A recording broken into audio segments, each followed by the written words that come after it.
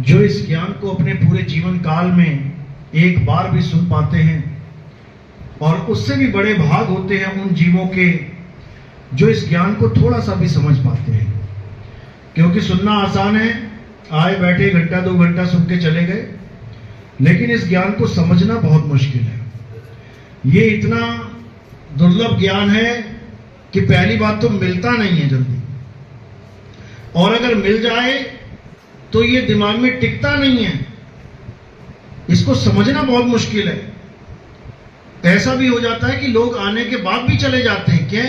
क्यों? कहते हैं समझ में नहीं आया। समझने के बाद भी नहीं समझ में आता कईयों को। तो ऐसा ये ज्ञान है, लेकिन जिस पे परमात्मा की कृपा होती है उसको ये समझ में भी आता है, उसके मन में टिक भी जाता है, और वो अटल भी हो जाता है। तो आज उसी मूल ज्ञान को अच्छे से समझेंगे, जिसको समझाने के लिए बंदी छोड़ कबीर साहब बार बार इस धरातल पे आते हैं, बार बार अविगत से चल के आते हैं हमें समझाने के लिए। लेकिन हम ऐसे तुच्छ जीव हैं, समझने का नाम ही नहीं लेते। हमें ये माया की दौड़ इतनी प्यारी लगती है कि हम इसी को घर मान के बैठ गए हैं, इसी नाशवान संसार को। इसको छोड़ने को तैयार नहीं है, और छूटना तो है ही है, चाहे ना छोड़ो। पकड़ के देख लेना कितना पकड़ते हो। पता भी है कि छूट जाएगा एक दिन, फिर भी इसको छोड़ने को तैयार नहीं है कि नहीं, हम तो यहीं रहेंगे, अगला जन्म भी लेंगे, उससे अगला भी लेंगे, उससे अगला भी लेंगे, चाहे नाना प्रकार की योनियों में भ्रमण करना पड़ जाए। लेकिन सबने माइंड सेटअप क्या बना रखा है कि ये परमात्मा की दुनिया है और हमने यहां बार बार आना है। बताओ, ये परमात्मा की दुनिया नहीं है। आज इसी को समझेंगे अच्छे से कि आखिर दुनिया है किसकी, कौन है इस दुनिया का मालिक, जहां पल का भरोसा नहीं है कब किसके साथ क्या हो जाए। तो आज इसी मूल ज्ञान को समझेंगे ताकि इस माया की नगरी से, इस भव सागर से हम सब आजाद हो जाएं। बंधन में है यहां पे। तो आज का सत्संग शुरू करने से पहले परमात्मा के नाम पे जयकारा लगाएंगे और फिर सत्संग शुरू करेंगे। बोलिए परमपिता परमात्मा की, सतगुरु बंदी छोड़ कबीर साहेब की, सभी संतों की, सभी भक्तों की, सतगुरु मदनपति साहिब की, दीवान जौहरपति साहिब की, सतगुरु राम सेवक साहिब की, सतगुरु बराकपति साहिब की, कलीनापुर धाम की, सभी संतों की, सकल हंस को बंदगी, साहेब बंदगी, सतनाम। तो कबीर साहब इस माया के लोक में, इस काल की नगरी में बार बार आते हैं यही समझाने के लिए कि बेटा जिस नगरी में तुम आ गए हो ना, यहां आ तो गए हो लेकिन यहां से निकल नहीं सकते। तुम कितना जोर लगा लो, कितना ही प्रयास कर लो, तुम निकल नहीं पाओगे। तुम्हारा हाल अभिमन्यु जैसा हो गया है।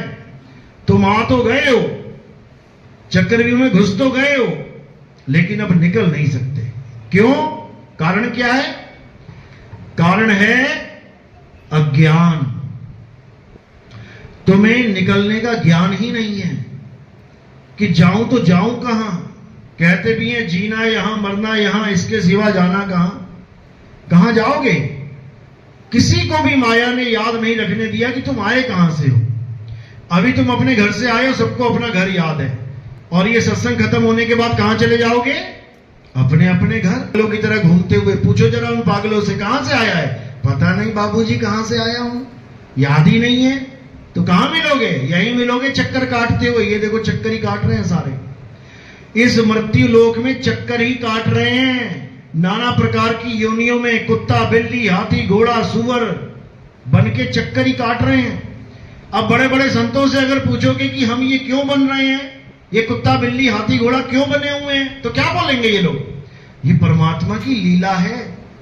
परमात्मा ने ये दुनिया बनाई है। पूछो क्यों बनाई है, तो कई लोग तो कहते हैं कि परमात्मा अकेला बैठा बोर हो रहा था, उसने अपने मनोरंजन के लिए दुनिया बना दी कि खेत देखेंगे क्या करता है ये आदमी। बताओ, मुसलमानों को पूछो अल्लाह ने दुनिया क्यों बनाई, कहता हमारी परीक्षा लेने के लिए बनाई है कि इस दुनिया में कैसे कैसे रहता है ये मुसलमान।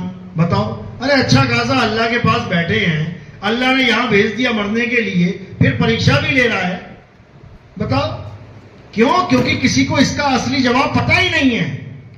ये किसी अल्लाह ने, किसी परमात्मा ने दुनिया नहीं बनाई है। अगर अल्लाह ने ये दुनिया बनाई है तो इतना तड़प क्यों रहे हो दुनिया छोड़ने के लिए, जन्नत में जाने के लिए? फिर तो यहीं आ जाओ बार बार। सारे स्वर्ग, सारी जन्नत, सारे हेवन किस लिए बनाए गए हैं? ताकि इस दुनिया से निकल के वहां चले जाओ, वहां अमन है, शांति है, सुख है। तो फिर यही दुख का घर बनाना बाकी था क्या? इसी को ही बना देते सुख का घर, अल्लाह नहीं बनाया है तो कबीर साहब समझा रहे हैं, रहना नहीं देश बेगाना है, ये धरती कागज की पुड़िया, और बूंद पड़े घुल जाना है, और रहना नहीं देश बेगाना है। अभी देखो आए ना राजस्थान वाले सारे, अभी रास्ते में तुम्हें कितना कितना पानी दिखाई दिया, कितनी बार ब्रेकें मारनी पड़ी। कहने को तुमने सड़कें बना दी है पक्की वाली, लेकिन जब बूंद पड़ेगी घुल जाएगी सारी सड़क। समझो कि वहां देखो क्या हुआ, उत्तराखंड में अच्छा खासा बैठे हुए थे लोग, अपना खेल रहे हैं, खा रहे हैं, ऊपर से बहती हुई आ रही है पूरी मिट्टी का जलजला आ रहा है। बताओ, बूंद पड़े घुल जाना, एक ही बूंद में घुल जाओगे। तो भैया ऐसी परमात्मा ने सृष्टि क्यों बना दी, इसका इन लोगों के पास कोई जवाब नहीं है। कहते हैं लीला है, हमारी जान को फांसी लगी हुई है, इनको लीला समझ में आ रही है। कबीर साहब ने बोला है, अरे 3 लोक एक जेल है, पाप पुण्य 2 जाल, और सारा जग भोजन बना, खाने वाला काल। कबीर साहब को क्यों नहीं समझ में आ रही है कि परमात्मा ने बनाई है? वो क्यों कह रहे हैं कि सारा जग काल का भोजन बना हुआ है? ये क्यारी लगा रखी है, ये क्यारियां हैं, आलू है, गोभी है, भिंडी है, करेले है, सब लगा रखे हैं, और जब मन करता है तब उठा के खा लेता है। वो ना देखता कि आदमी है, औरत है, बच्चा है, बूढ़ा है, जवान है, मेरा भगत है या नहीं है, वो ना देखता। नहीं तो भगवानों के यहां दर्शन करने जा रही बसें क्यों पलट जाती हैं? आज देखो, तुम बस टाइप करके देखो, राजस्थान में बहुत मशहूर है खाटू श्याम जी का मंदिर। बस इतना लिख दो यूट्यूब पे, खाटू श्याम मंदिर और एक्सीडेंट, फिर देखो जो लोग खाटू श्याम के दर्शन करके जा रहे हैं वापस, उनकी पुश्तें खत्म हो जा रही हैं। 3 पुश्तों, यानी कि दादा दादी भी मर गए, उनका बेटा बेटी भी मर गया, पति पत्नी और बच्चा भी मर गया, 3 पुश्तें खत्म हो गई एक ही एक्सीडेंट में। क्यों नहीं बचा पा रहा है कोई? भाई भगवान के दर्शन करने आए हैं, कुछ तो फल मिले, ये मिल रहा है फल, लेकिन किसी को समझ में नहीं आ रहा। भोले शंकर के यहां देख लो, कहते हैं अकाल मृत्यु वो मरे जो काम करे चंडाल का, काल उसका क्या बिगाड़े, भगत है महाकाल का। वो महाकाल का मंदिर था केदारनाथ, वो महाकाल के मंदिर का ऐसा सफाया किया काल ने कि पुजारी तक ना बचा वहां पे, जो पूजा कर रहा है वो भी गया, और साथ में जो रास्ते में गांव पड़े 2-2.5 लाख वहां मर गए। तो क्या सारे चंडाल थे क्या चंडाल जाते हैं वहां पे? अरे तुम अपने ही भक्तों को चंडाल बोल रहे हो, तुम्हारे ही भगत मर रहे हैं और तुम अपने ही भक्तों को चंडाल बोल रहे हो। जबकि इस दुनिया में जो असली चंडाल बैठे हैं वो मजे कर रहे हैं, वो जाते ही नहीं किसी देवी देवता के यहां, वो भगवान को मानते ही नहीं है, वो तो खून चूस रहे हैं गरीबों का। वो नहीं लगते कभी लाइनों में मरने के लिए भगत लगा हुआ है। कभी देखा किसी मंत्री को कांवड़ ले जाते हुए कि तुम्हें ही हो सबसे बड़े भगत, जो ये बड़े बड़े जय श्री राम, जय हनुमान और ये इनके नाम पे जो राजनीति कर रहे हैं? तुमने कभी देखा कि जिस धर्म के नाम पे राजनीति कर रहे हैं कभी उन्होंने कांवड़ ले जाके देखा पैदल यात्रा? तो फिर वो कब से धार्मिक हो गए और तुम उसके इशारों पे काम कर रहे हो? ये सब राजनीति है मेरे भाई, सब राजनीति है। उनको पता है कोई भगवान नहीं है किसी मंदिर में, नहीं तो सबसे पहले वही दौड़े चले जाते, सबसे पहले वो लोग जाते, तुम्हें तो नंबर भी ना मिलता अगर भगवान वहां होता। समझो, अभी सोने की खान पता लग जाए किसी को कि यहां सोने की खान है, तो तुम्हें पहुंच देगा वहां पे, तुम्हें तो छूने भी नहीं देगा, दर्शन भी नहीं मिलेंगे तुम्हें, उससे पहले पूरा कब्जा कर लेगा। ऐसे ऐसे नेता बैठे हुए हैं, ऐसे ऐसे अमीर ज्यादा बैठे हुए हैं, लेकिन तुम लोग बेवकूफ बने हुए हो। तुम प्यादा हो, केवल मोहरा हो उनके, वो मोहरे से पूरी बाजी जीत जाते हैं। समझो तो क्या करना है? अब रहना नहीं देश बेगाना है। पहले तो ये दिमाग से निकाल दो कि ये परमात्मा ने दुनिया बनाई है। जब तक इसको नहीं निकालोगे तब तक तुम यकीन ही नहीं कर पाओगे कि ये एक जेल है।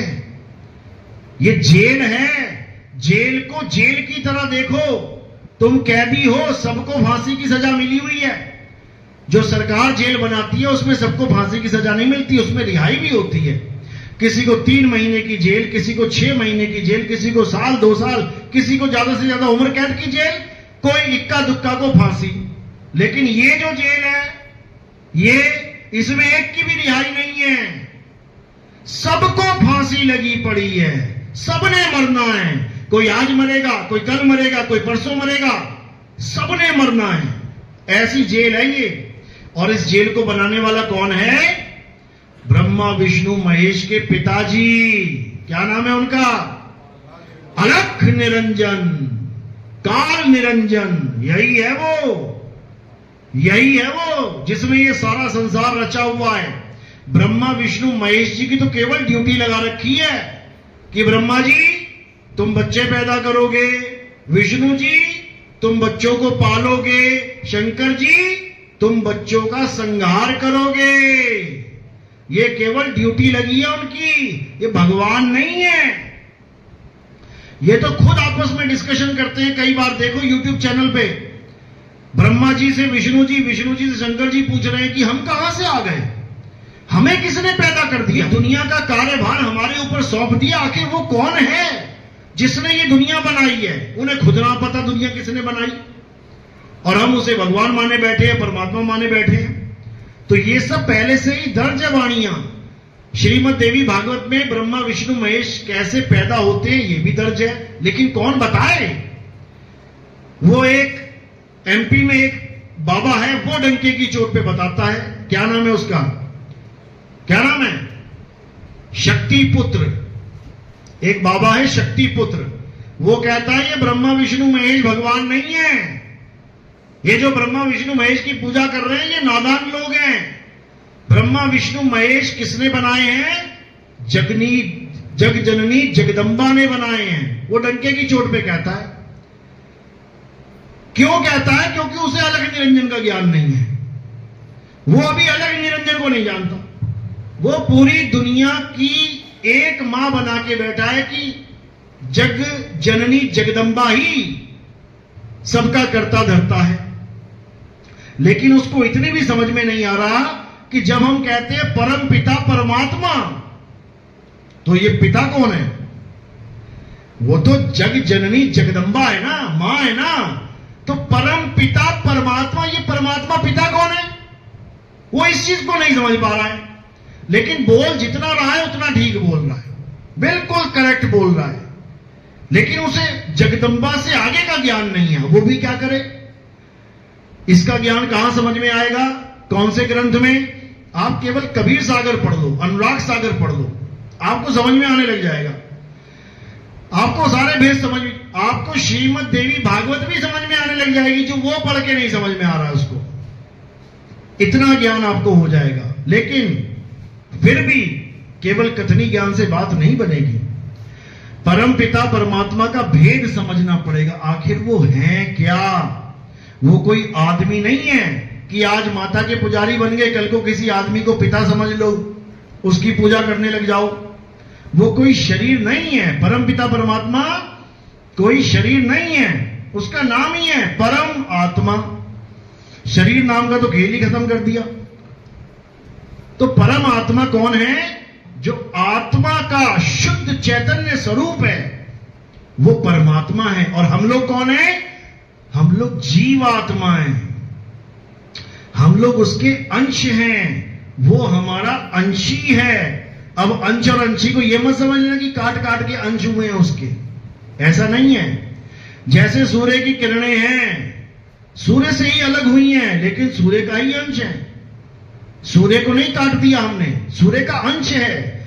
ऐसे ही वो परमात्मा हम सबका अंशी है और हम सब उसके अंश हैं, लेकिन अज्ञानता के कारण ये जीव नहीं समझ पाता कि आखिर परमात्मा का भेद क्या है। वो किसी ना किसी साकार सृष्टि को यानी शरीरों को परमात्मा मान लेता है, शरीर भी छोड़ो वो पत्थर को परमात्मा मान लेता है। जिन पत्थरों को ये इंसान शेप दे रहा है, आकार दे रहा है, उस पत्थर को भगवान मान लेता है। इसी को कहते हैं अकल पे पत्थर पड़ना। अकल पे कहते तेरी अकल पे पत्थर पड़े थे क्या? यही है अकल पे पत्थर। जब तुम पत्थर को भगवान मान लो तो क्या करना है? अब केवल आत्मा को जानना है, क्योंकि परमात्मा का वास कहां है? परमात्मा आत्मा में ही विराजमान है। लेकिन वो तब समझ में आएगा जब तुम्हें भेदी गुरु मिलेगा, आत्मा का ज्ञान करवाने वाला गुरु मिलेगा, आत्मज्ञानी गुरु मिलेगा, तब तुम्हें आत्मा का भेद बताएगा। और उस आत्मा में जब तुम रमण करोगे, अध्याय 3 17वां श्लोक गीता में यही बता रहे हैं, हे अर्जुन, जो अपनी आत्मा में रमण करते हैं, जो अपनी आत्मा में तृप्त हैं, जो अपनी आत्मा में संतुष्ट हैं, उनके लिए कोई धार्मिक कर्म कर्तव्य लागू ही नहीं होता। यानी हर चीज से निवृत्त हो जाओगे तुम। कोई पूजा नहीं, कोई पाठ नहीं, कोई हवन नहीं, कोई यज्ञ नहीं, कुछ नहीं, बिल्कुल क्लियर। केवल एक ही काम रह जाएगा 24 घंटे में। कौन सा काम? आत्मा में रमण करना। और 24 घंटे ये नहीं कि फिर कुछ और भी करना है बीच में, कि त्रिकाल संध्या भी कर लूं, नाम भी जप लूं, कि कुछ और कर लूं, फिर ये सब नहीं रह जाएगा। केवल एक ही चीज रह जाएगी, आत्मा में रमण करना। इसी को बोला है, सुरत फंसी संसार में, तासे पड़ गई दूर, और सुरत बांध स्थिर करो, आठों पहर हुजूर। कितने पहर? आठों पहर। 8 पहर का मतलब क्या होता है? कितने घंटे? 24 घंटे। यानी अब कोई और काम तुम्हारे लिए बचा ही नहीं दुनिया में। केवल एक काम बचा है, अपनी आत्मा में स्थिर होना, और कुछ नहीं। यही कबीर साहब बार बार समझा रहे हैं, जब लगना चीनोगे आत्म, तब लगना मिली है परमात्म। आत्म चीने परमात्म चीने, संत कहावे सोए, और यह भेद काया से न्यारा, बूझे बिरला कोई। काया से न्यारा, पहले तो इस काया को किनारे कर दो। काया क्या है? 5 तत्व का शरीर, मिट्टी है। पहले तो इस काया के मोह से निकलो बाहर, अपनी काया के मोह से भी और गुरु की काया के भी मोह से भी। यानी किसी पर भी आस नहीं लगानी है। तुम अपनी काया से मोह क्यों करते हो? क्योंकि तुम्हें लगता है कि मेरी काया जिंदा है तो मैं जिंदा हूं, मेरी काया मर जाएगी तो मैं मर जाऊंगा। यह सबसे बड़ा मोह बंधन है, यह सबसे बड़ा देह अहंकार है कि तुम देह को बड़ा और खुद को छोटा मान बैठे हो। इस देह अहंकार को खत्म करो। यानी मैं अभी जिंदा हूं तो मेरी काया जिंदा है, काया मरेगी मैं तब भी जिंदा रहूंगा, क्योंकि मैं हूं ही जिंदा, मैं हूं ही जीव। जीव यानी जो सदा जीवित रहे, उसको जीव कहते, जो कभी मरे ही ना, उसको जीव कहते। हम जीव हैं, हम निर्जीव नहीं हैं। निर्जीव कौन हो जाता है? ये काया निर्जीव हो जाती है जब ये जीव निकल जाता है। लेकिन इस जीव को पता ही नहीं है कि मैंने समाना कहां है, इसलिए बेचारा दूसरी काया में चला जाता है, उत्पत्त और प्रलय में फंस जाता है, जन्म और मृत्यु में फंस जाता है। साहिब समझा रहे हैं, अरे जीव सोई जो जुग जुग जीवे, उत्पत्त प्रलय माही, देह धरे भर में 84, निर्भय कबहू नाही। ये निर्भय नहीं हो सकता कभी, हमेशा डरता रहेगा। डर किस बात का है? मरने का नहीं। डर किस बात का है? ये काया नष्ट होने का। मरने का डर नहीं है इसे, ये काया ना नष्ट हो जाए, इस बात का डर है। काया बचाने के लिए कुछ भी कर देगा ये, क्योंकि इसने ये भरम पाल लिया है कि काया खत्म तो मैं खत्म। अब इसी भरम को तोड़ देना है। ये कबीर साहब इसी भरम को तोड़ने के लिए आते हैं, खत्म कर देते हैं इस भरम को। और जिस गुरु से ये भरम ना टूट पाए उसको त्यागने की बात कर देते हैं। जिस गुरु से भरम ना मिटे, कौन सा? ये जन्म मरण का भरम। ये एक भरम है कि तुम पैदा होते हो और मर जाते हो।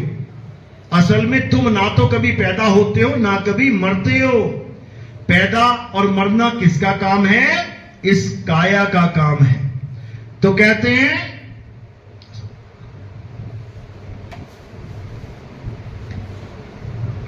जिस गुरु से भरम ना मिटे, भ्रांति जीव की ना जाए, सो गुरु झूठा जान के त्यागत देर ना लगाए।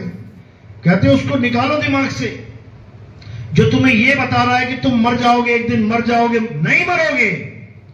जो तुम्हें अमर नहीं बता रहा है वो तुम्हें अमर कर भी नहीं सकता। समझ लो, तुम्हें अमर करवाना ही गुरु का काम है। हो तो तुम ऑलरेडी अमर, लेकिन अपने आप को जन्म और मरण में फंसे हुए मान के जन्म और मरण को प्राप्त हो रहे हो। अब तुमने अमर होना है। कबीर साहब यहां पे अमर करने आते हैं दुनिया को। मरना और जन्मना किसका काम है? काया का। और कौन करवा रहा है? यही काल भगवान। यही इसका काल जाल है। पैदा करना मारना, पैदा करना मारना। यही गीता में दिखाया ना, विराट रूप में अर्जुन हाथ जोड़ के बैठा है, सामने विराट रूप खड़ा हो गया। अब जैसे ही उसने बड़े बड़े दांत खोले, अपने मुंह खोला, अर्जुन की हालत खराब हो गई देख के। कांपने लगा, डर के मारे पूछ रहा, महाराज आप कौन हो? ये बड़ी बड़ी आंखों से ज्वालाएं निकल रही हैं, आप चारों तरफ देख रहे हो, दुनिया के सारे लोग उड़ते हुए आपके मुंह में जा रहे हैं और आप उनके सिरों को चूरा बन के चबा रहे हो, चूरा करके। जैसे तुम मूंगफली के दाने मुंह में डालो, क्या करोगे? चूरा कर दोगे, चबा चबा के। तुम ऐसे लोगों की खोपड़ियां चबा रहे हो, इंसान को खा रहे हो। तुम कौन हो? तुम तो वहां ये नहीं बोला मैं परमात्मा हूं, क्या बोला? हे अर्जुन, ये सारी सृष्टि को मैं ही पैदा करता हूं और सारा विनाश करने वाला मैं काल हूं। मैं हूं वो काल जिसका नाम तो सब जान रहे हैं, लेकिन स्वरूप नहीं जानते काल का। इसी काल के ही सारे पुजारी हैं। ये जितने वृंदावन में बैठे हुए हैं, ये जितने एस्कॉन मंदिर के पुजारी हैं, ये सब इसी काल भगवान के पुजारी हैं। क्यों? क्योंकि यही काल भगवान अलग अलग रूप धारण करके बैठा हुआ है। जब अर्जुन डर गया देख के कि भाई मुझसे देखा नहीं जा रहा है, मुझे कोई प्यारा सा रूप दिखाओ, तो क्या कर दिया उन्होंने? उसी वक्त चतुर्भुज रूप में आ गए। कहते हैं ये बहुत प्यारा रूप है, इसको देख ले बता। अरे वो भयंकर भी तो तेरा ही है, भयंकर रूप भी तेरा ही है। एक काली सी बीवी हो, उसको तुम मेकअप करके बढ़िया सजा के क्या रख लोगे अपने पास? एक बदसूरत औरत है बिल्कुल, जिसको तुम देख के रिजेक्ट मार दोगे। उसके मां बाप कहें ले बढ़िया पीओपी लगा दिया इसको, अब इससे शादी कर ले, कर लोगे क्या? अरे उसका असली स्वरूप वही है, ये तो मेकअप करके आ गया है।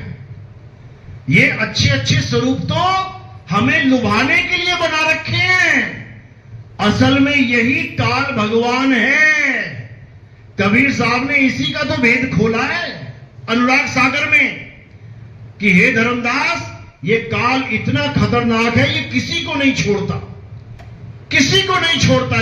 ये पापी जीवों को भी नहीं छोड़ता, ये पुण्य कर्मी प्राणियों को भी नहीं छोड़ता, ये अधर्मियों को भी नहीं छोड़ता, और ये धर्म के साथ खड़े लोगों को भी नहीं छोड़ता। देखो अर्जुन क्या कह रहा है?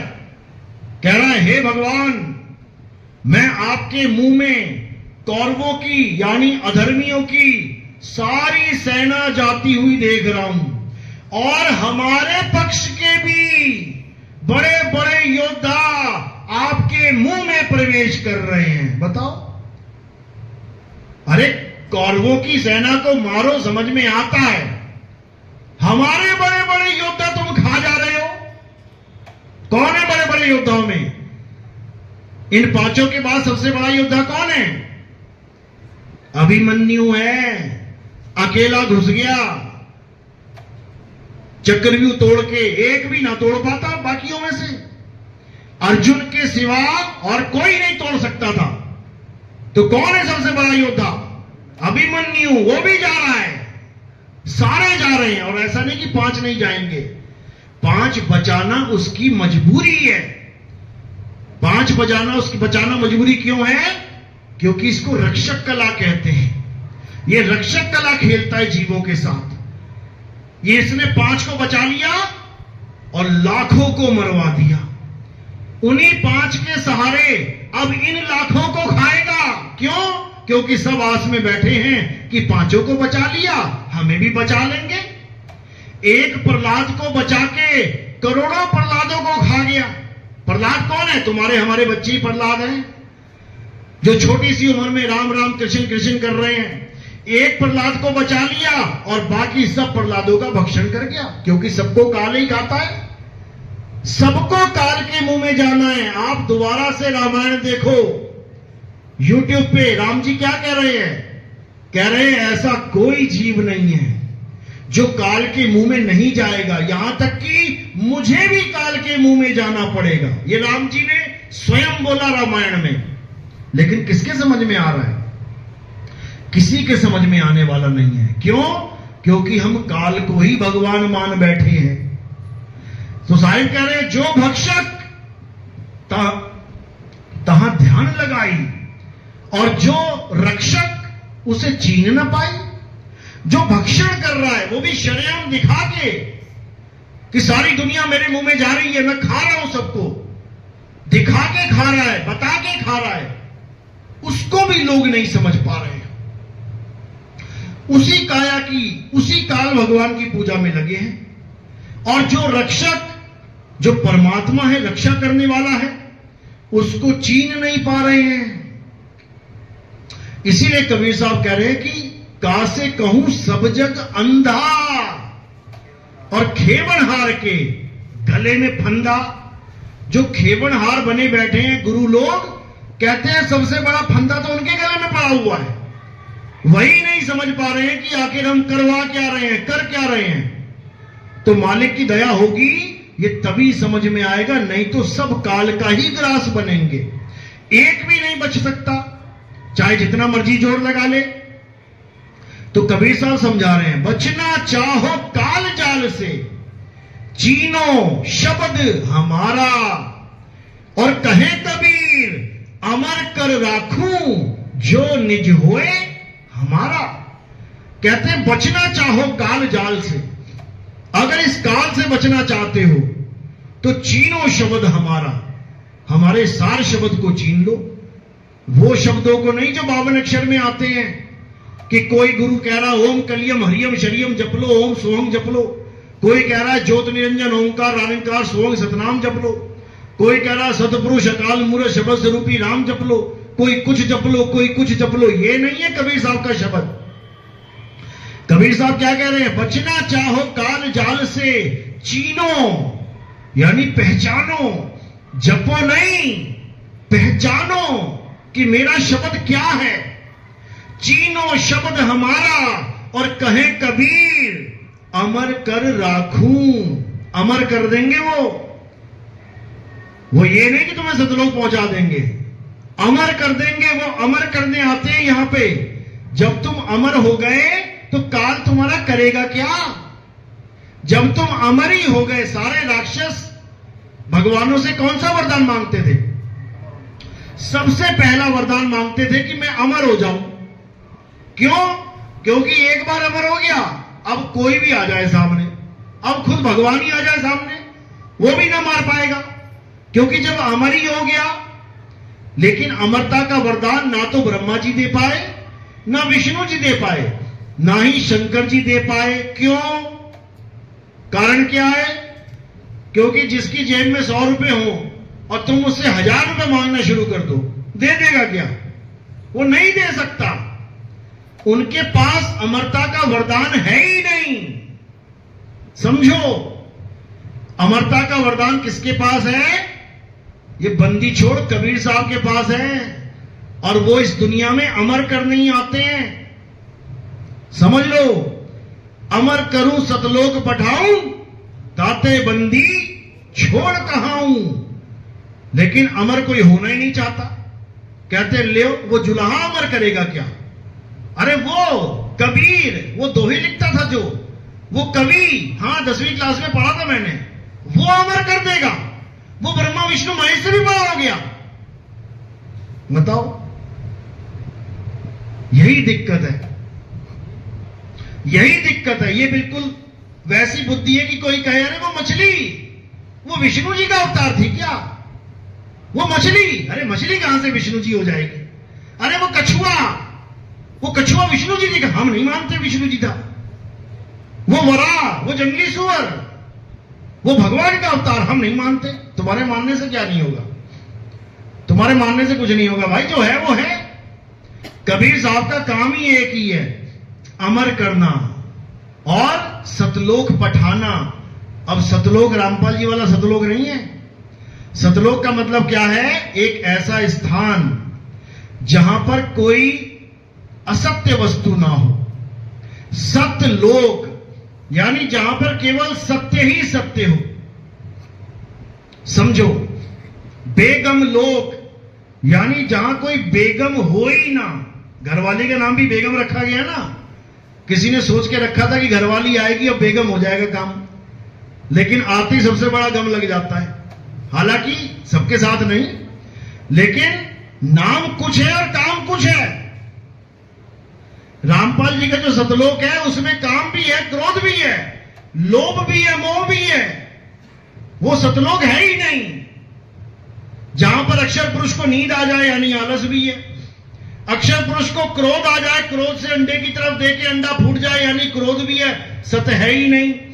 जहां पर काल भगवान की उत्पत्ति हो जाए, काम वासना आ जाए, फिर काम भी है उस सतलोक में, उसका अचार डालना है क्या? वो तो सारे यहां पर भी है। वो सतलोक है ही नहीं। कबीर साहब का सतलोक क्या है? सत्य स्वरूपी नाम साहिब का, सो निज नाम हमारा। ये निज नाम ही सतलोक है। ये निज नाम ही सतलोक है, और ये नाम सतगुरु देते हैं। और इसी नाम में तुमने ठिकाना बनाना है। रहना नहीं देश बिगाना है। ये धरती कागज की पुड़िया, बूंद पड़े घुल जाना है। ये संसार झाड़ और झाखड़, उलझ पुलझ मर जाना है। कहे कबीर सुनो भाई साधो, सतगुरु नाम ठिकाना है।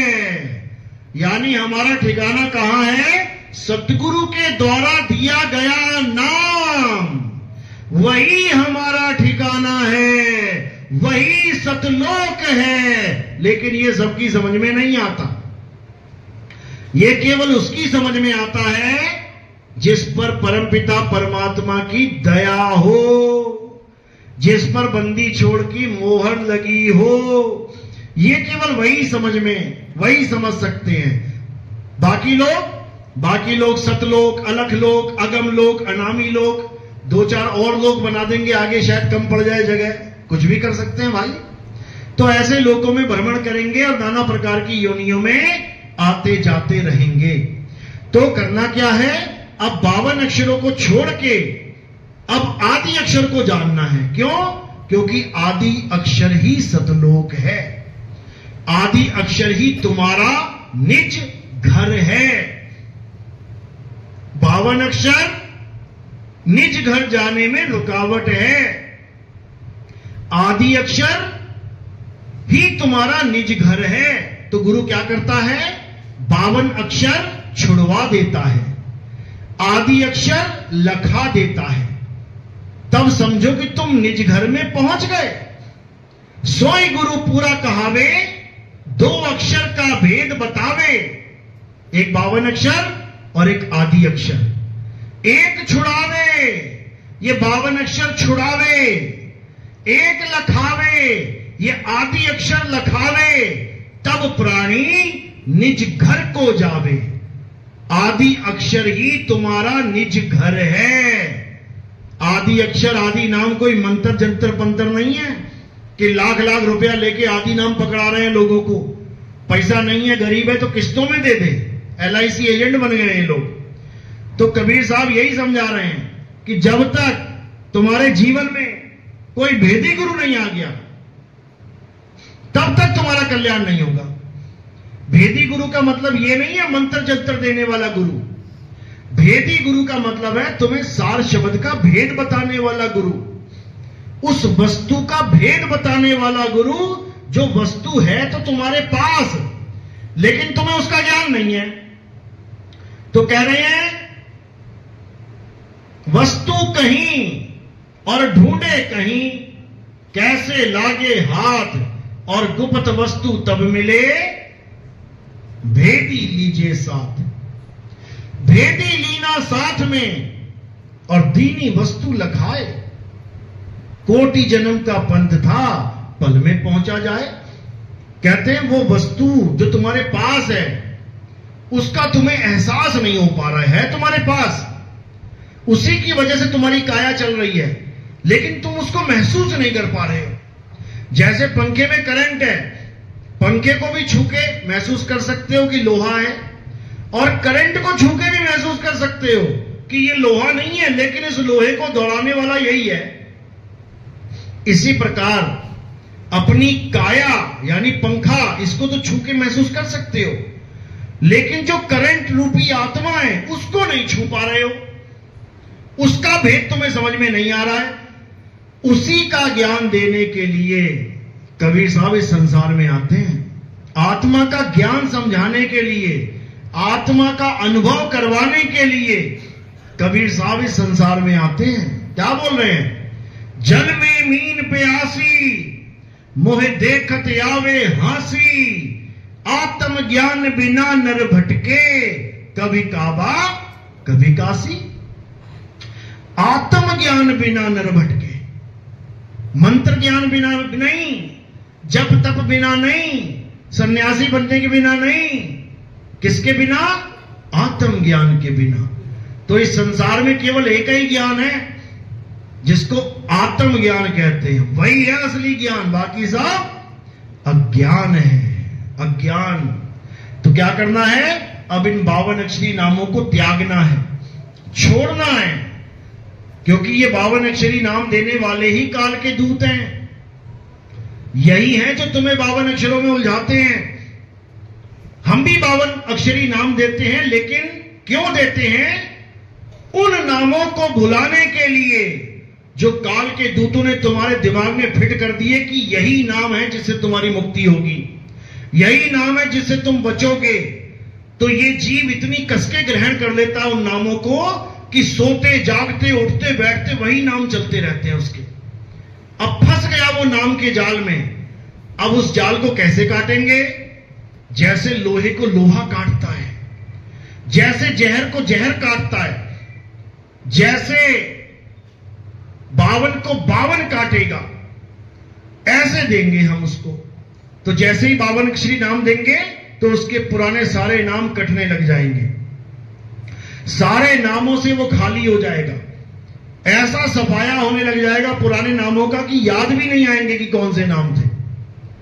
ये तब होगा जब पहली बार में 52 अक्षर मिलते हैं। इसलिए बहुत जरूरी है वो, जपने के लिए नहीं, उन जपे हुए नामों को काटने के लिए। तो कह रहे हैं जो नर पड़े 52 के फेरा, सो नर जानो काल के चेरा। जब 52 का टूटे डोरा, सहजे छूटे काल झकोरा। यानी हम जो 52 अक्षरी नाम देंगे 6 महीने बाद छुड़वा देंगे, हटाओ इसको, ये भी 52 अक्षरी नाम है। इसको छुड़ाने के बाद वो आदि नाम का भेद समझाया जाएगा जिसको प्राप्त करके जन्म मरण से मुक्त हो सकते हो। जब 52 का टूटे डोरा, 6 महीने बाद डोरा तोड़वा दिया जाएगा, और नकली गुरु सारी उम्र डोरा नहीं तोड़ेगा। ये बोलेगा अंत समय तक नाम जपते रहना, और दोहा क्या फिट कर देगा? राम नाम रटते रहो जब लग घट में प्राण।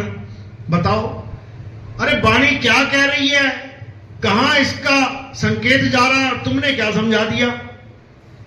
राम नाम रटते रहो जब लग घट में प्राण। अगर तुम वाणी को ऐसे देख रहे हो कि राम नाम तब तक रटते रहो जब तक घट में प्राण है, तो इसमें ना तो ओम बोला, ना कलियम बोला, ना हरियम बोला, ना शरियम बोला, ना कुछ बोला। क्या बोला? राम नाम रटते रहो। फिर राम राम रटो ना, फिर राम राम क्यों नहीं रट रहे हो? जब रटना पकड़ लिया, देखो लिखा है रटो। रटोगे कैसे? जैसे तोता होता है, कहता है रट्टू तोता है। तोता कैसे रटेगा? राम राम राम राम राम। अब रटना तो पकड़ लिया इन लोगों ने कि रटना लिखा है, लेकिन ये नहीं समझ में आ रहा कि क्या रटना है। फिर वहां तो राम लिखा है, तो राम राम रटो। फिर जब वाणी पकड़ रहे हो तो पूरी पकड़ो। आधा अपने हिसाब से समझ लिया और आधा अपना फिट कर दिया, ऐसे नहीं होगा भाई। रटने का मतलब होता है याद करना। जैसे तुम किसी चीज को याद कर रहे हो, यादों में खो गए हो, तो तुम उसको रट रहे हो, दिन रात रट रहे हो। घर वाले कहेंगे हे, किसकी यादों में खोया हुआ है तू? एक ही काम रह गया, बस उसी का नाम रट रहा है दिन रात। यानी उसको याद कर रहा है, रट नहीं रहा है। किसको याद करना है?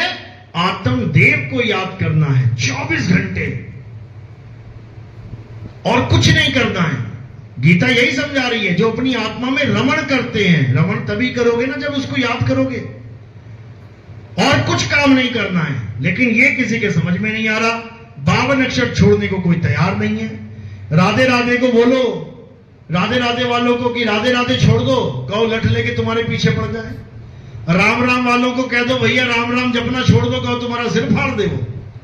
अल्लाह अल्लाह वाले को कह दो भैया अल्लाह अल्लाह नाम नहीं जपना है, कहो तुम्हारा सिर कलम कर दे वो।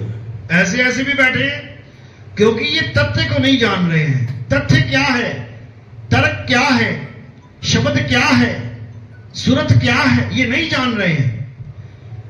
शब्द और सूरत का भेद जब तक नहीं समझ में आया, तब तक रटते ही रहोगे तोते की तरह। और जब शब्द और सूरत का भेद जान जाओगे, तो सारा खेल समझ में आ जाएगा। कह रहे गगन में अगिया लागी बड़ी भारी, कह रहे धरती जल गई, अंबर जल गए सृष्टि सारी।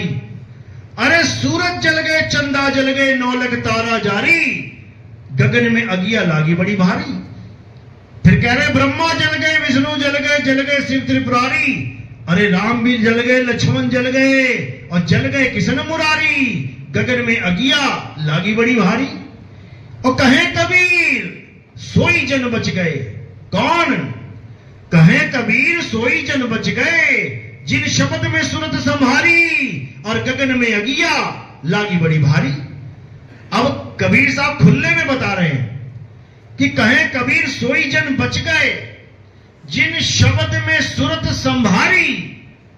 अब बताओ, जिसने शब्द में सुरत को संभाल लिया वो बचेगा। नाम जपने को थोड़ी नहीं बोला। जैसे एक रस्सी पर चलने वाली लड़की डंडा पकड़ के रस्सी के ऊपर चलती है, तो वो क्या कर रही है? वो संभाल रही है किसको? खुद को संभाल रही है, गिरने से बचा रही है। ऐसे ही संभालना है।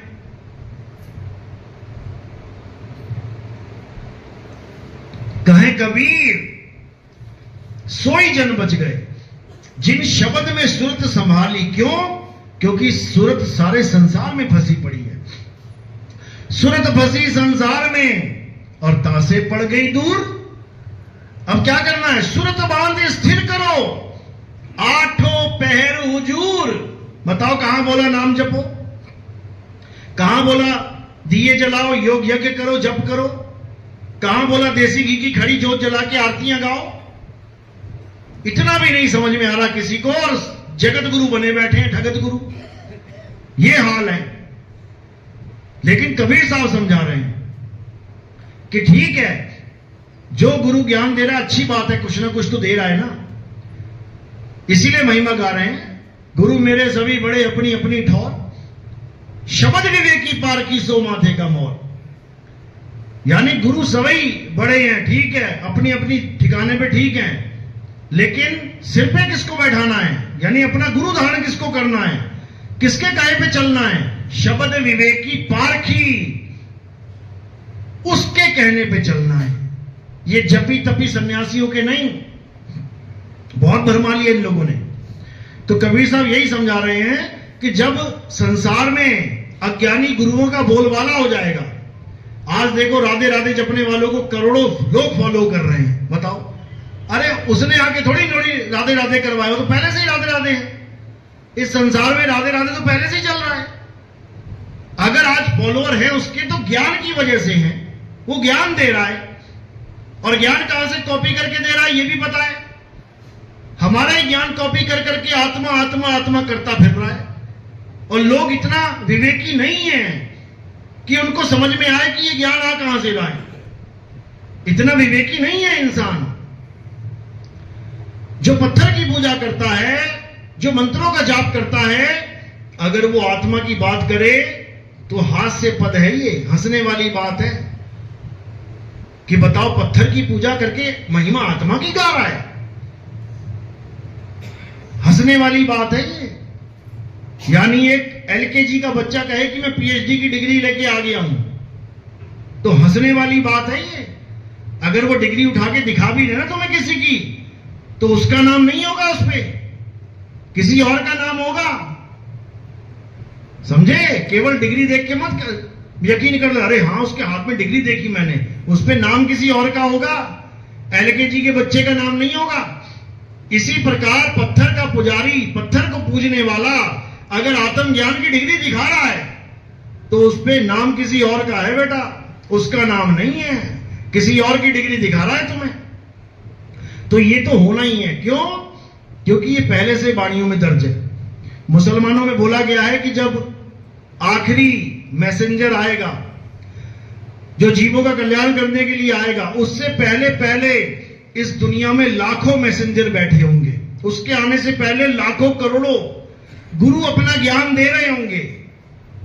कहने को ज्ञान है, अज्ञान दे रहे होंगे, और लोग उसमें तृप्त होकर बैठे होंगे। ये उसमें वाणी में आता है, ये हर जगह आता है कि नकली ज्ञान इतना ज्यादा संसार में फैल जाएगा कि जब असली ज्ञान देने वाला आएगा तो लोग उसको परख ही नहीं कर पाएंगे कि सही कौन बोल रहा है, झूठ कौन बोल रहा है, क्योंकि बातें दोनों एक सी कर रहे होंगे। सोना और पीतल एक सा होता है देखने में, नहीं परख कर सकते तुम। परख कौन कर पाएगा? जो पारखी होगा। जो पारखी होगा, उसकी पारखी नजर होगी, वो पहचान जाएगा कि अरे ये आत्मा की बात कर रहा है, वो भी आत्मा की बात कर रहा है, लेकिन एक कह रहा है कि मूर्ति पूजा छोड़ दो, और एक कह रहा है मूर्ति पूजा करो। एक कह रहा है नाम जपना छोड़ दो, एक कह रहा है राधे राधे करो। तो भैया इसमें सही कौन है? अब ये परख करोगे तभी समझ में आएगा कि सही कौन बोल रहा है। हालांकि बोल दोनों ही सही रहे हैं, क्योंकि आत्मा की बात तो दोनों एक सी बोल रहे हैं, लेकिन करनी वैसी नहीं है। तो कह रहे करनी तज कथनी कथे, करनी तज कथनी कथे, अज्ञानी दिन और कुकर समान भौंकत फिरे, सुनी सुनाई बात। तो बात यहां पे आके खत्म हो जाएगी कि ये करनी तो कर नहीं पा रहा है आत्मा की, आत्मदेव की पूजा तो करनी आती नहीं है, पत्थर की पूजा कर रहा है, पत्थर की राधा को राधे राधे करके रो रहा है लोगों के सामने। ये आत्मज्ञानी नहीं है भाई, ये पत्थर ज्ञानी है, ये मंत्र ज्ञानी है, क्योंकि करनी इसकी मैच हो ही नहीं रही है ज्ञान से। तो कबीर साहब ने कोई कमी नहीं छोड़ी बताने में, और लताड़ने में भी कमी नहीं छोड़ी। ऐसे गुरुओं के लिए क्या बोला? अरे झूठा गुरु अजगर बने और लख 84 जाए, सारी संगत चींटी बने, तोड़ तोड़ के खाए। जब तुम चींटियों का झुंड देखोगे उसमें करोड़ों चींटियां होती हैं, करोड़ों फॉलोवर, और किसको खा रहे होते हैं?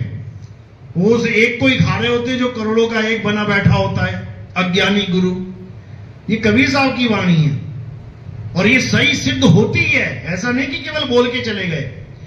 एक एक वचन परमात्मा का अटल है, अटल। जैसे उन्होंने बोला 12 पंथ काल फुरमाना, भूले जीव न जाए ठिकाना, 13वें पंथ हम ही चले आए और सब पंथ मेट एक पंथ चलाए। अटल है ये।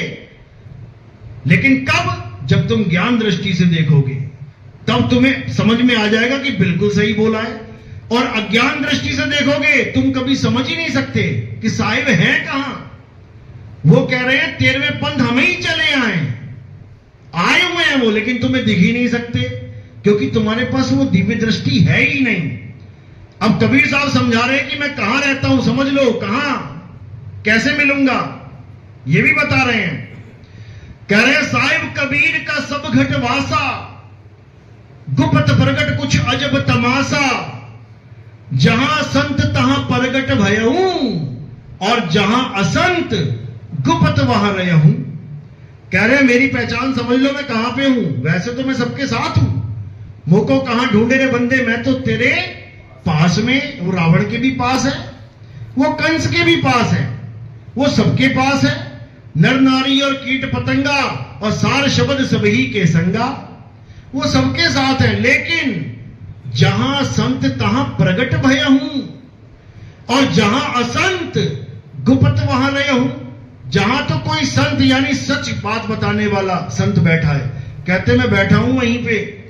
और जहां झूठ बताने वाला संत बैठा है, कहते मैं वहां नहीं हूं, मैं झूठी बात नहीं बोलता हूं। तो वहां पर वो गुप्त रहते हैं, वो नहीं प्रकट रहते। तो यही कबीर साहब ने मदन साहब को बोला था कि मदन तेरे पंथ में भी एक से एक काल के दूत आएंगे और बहुत से जीवों को भरमाएंगे। कह रहे बहुत मदन में पंथ चले हैं, बहुत ज्ञान कथ के समझे हैं, और ताकि बात न मानो एका, सार शब्द में राखो टेका। आज ऐसे ऐसे मदन पंथी भी हैं जो पीपल के पेड़ की पूजा कर रहे हैं। भक्तों ने फोटो खींच के भेजी मेरे पास कि देखो जी ये महंत है और ये पीपल पूज रहा है, जड़ में जाके तेल चढ़ा रहा है वहां पे। बताओ, ऐसा ऐसा ज्ञान देने वाले भी हैं। ऐसे ऐसे भी हैं जो सामग्री लिखवाते हैं, सत्संग में क्या क्या लाना है, साथ में बीड़ी का बंडल भी लिखवा देते हैं कि ये भी लेके आना है, इसके बिना वातावरण शुद्ध नहीं होगा। बताओ, उनसे मैंने पूछा भैया काहे तंबाकू जर्दा खाते हो? कहते शरीर खाता है, आत्मा थोड़ी नहीं खाती है। बताओ, मैंने अब कत्ल कर दे, शरीर को लठ बजेंगे, आत्मा को थोड़ी नहीं बजेंगे। फिर क्यों पीछे हट जाते हो लड़ाई झगड़े से? मार दे किसी को, शरीर ही मार रहा है ना, और शरीर ही मर रहा है, आत्मा थोड़ी नहीं मर रही है। फिर काहे दया और अहिंसा का पाठ पढ़ा रहा है साथ में? तो कहने का मतलब बहुत मदन में पंथ चले हैं और बहुत ज्ञान कथ के समझे हैं, बाकी बात न मानो एका, सार शब्द में राखो टेका। ये मदन कबीर वार्ता में आपको मिल जाएगा।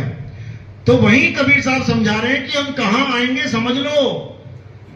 क्या बता रहे हैं?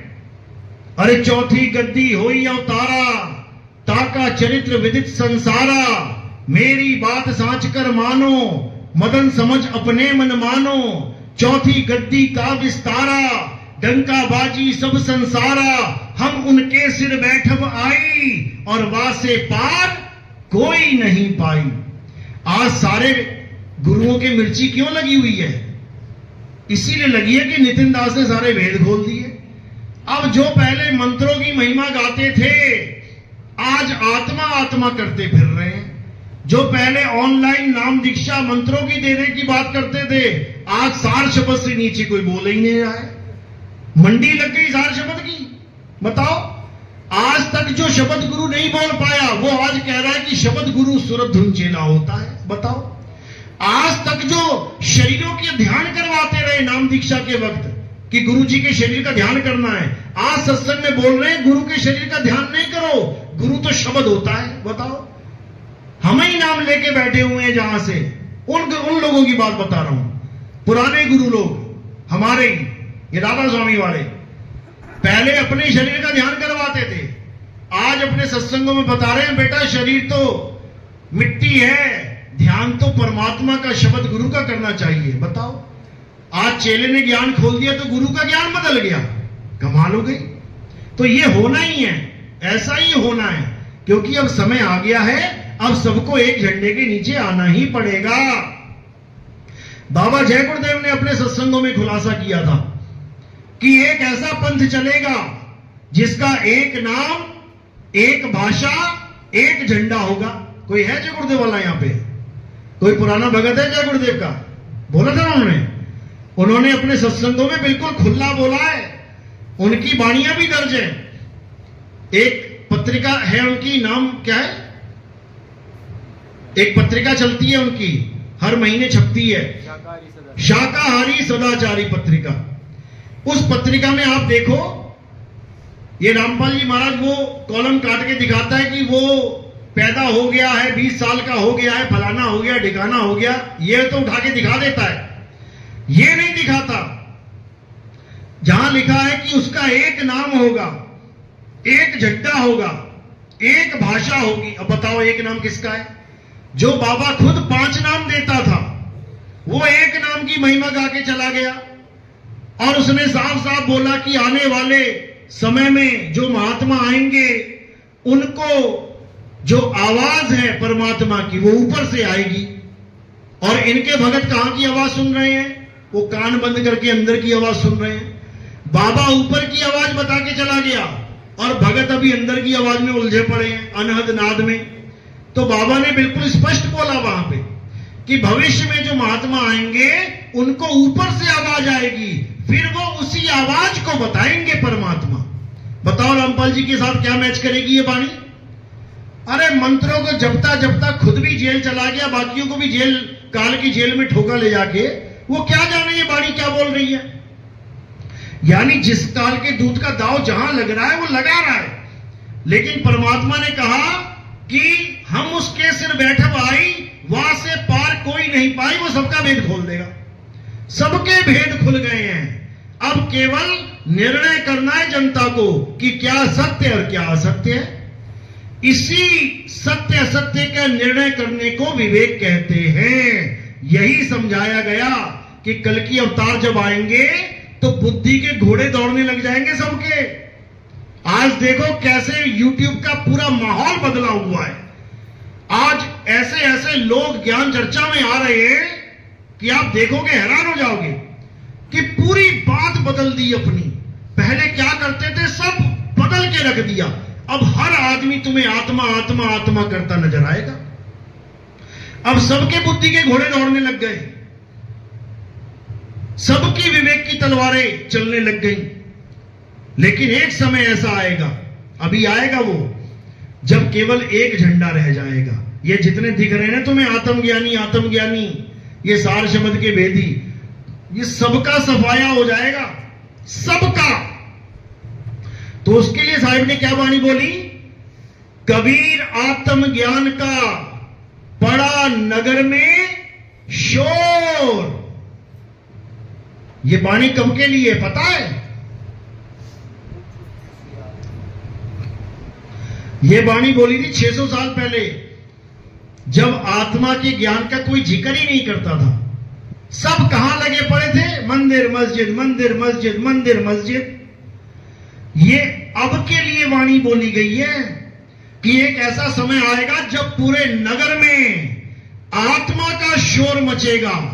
आज ये जितने नकली आचार्य बने बैठे हैं, जो पहले कहते थे आत्मा नाम की कोई चीज नहीं है, आज कहते हैं हमसे आत्मज्ञान सीखो। अरे वाह! जो पहले कहता था कि आत्मा नाम की कोई चीज होती ही नहीं है, आज वो कहता है कि हमसे आत्मज्ञान जानो कि आत्मा क्या होती है। अच्छा जी। और करोड़ों में फॉलोअर हैं, क्योंकि वो समय आने वाला है जब बच्चे बच्चे के मुंह पे केवल एक ही ज्ञान होगा। कौन सा? आत्मज्ञान।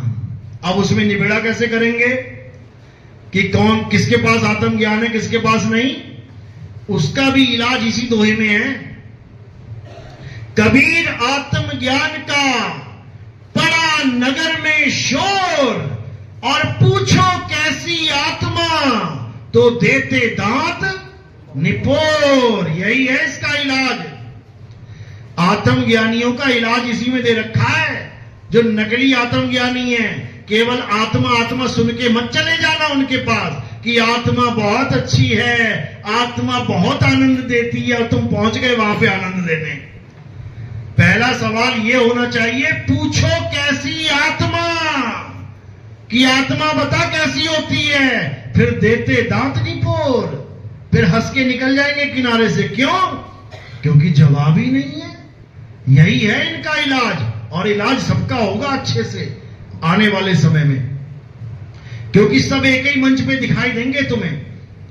समझ लो, गांव गांव में कुश्तियां होती है ना, अलग अलग गांव में, एक दूसरे को जानते भी नहीं पहलवान, कोई कहीं लड़ लड़ के गिरा रहा है किसी को, कहीं जीत रहा है, कोई कहीं जीत रहा है।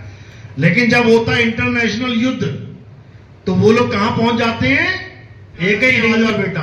हाँ जी, यूपी का पहलवान कौन है, कौन जीत के आया है? एमपी वाला कौन है? जब इंटरनेशनल में आए थे, हाँ इंडिया से कौन आया है? आ गए ना एक ही मंच पे, बहुत जल्दी आएंगे एक मंच पे, और वहां उसी मंच पे फैसला होगा कि आखिर आत्मज्ञान होता क्या है। एक तो यूट्यूब चैनल बंद करके भी भाग गया वो जयपुर वाला, सुनने में आया कि उसने सारी वीडियो डिलीट मार दी। ऐसे ही मारेंगे डिलीट, ऐसे ही भागेंगे, देखते जाओ आगे से आगे क्या होता है। चलो आज का सत्संग यही समाप्त करते हैं। बोलिए परमपिता परमात्मा की, सदगुरु बंदी छोड़ कबीर साहेब की, सभी संतों की, सभी भक्तों की, आज के आनंद की, सकल हंस को बंदगी, साहेब बंदगी, सतनाम।